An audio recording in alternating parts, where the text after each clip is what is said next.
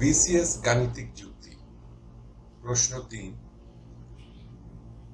চালের দাম 25% বেড়ে যাওয়ায় এক ব্যক্তি চালের ব্যবহার এমনভাবে কমালেন যেন তার সাংসারিক ব্যয় অপরিবর্তিত থাকে। তিনি চালের ব্যবহার শতকরা কত ভাগ কমালেন? ক 20%, খ 16%, গ 18%, ঘ 15%। সূত্র 25তম বিসিএস।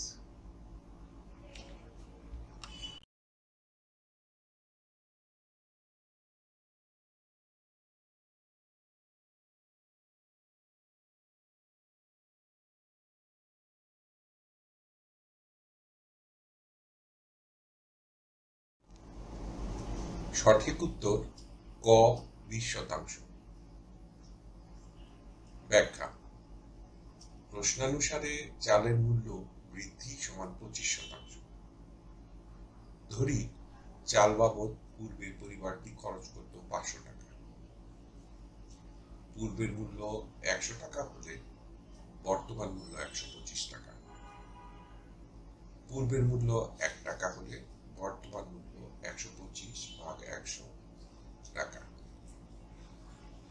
পূর্বের মূল্য 500 টাকা হলে বর্তমান মূল্য 125 গুণিতক 500 ভাগ 100 টাকা সমান 625 টাকা।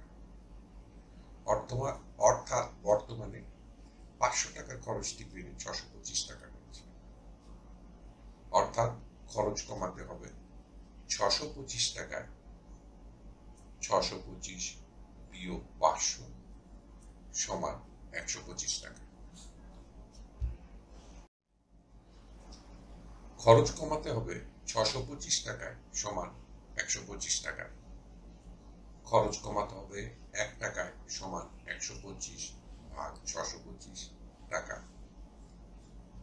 খরচ কমাতে হবে 100 টাকায় সমান 125 গুণিতক 100 ভাগ 625 টাকা সমান 20 টাকা।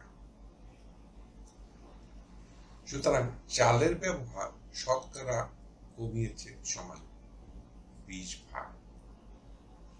উত্তর ক 20%। ধন্যবাদ।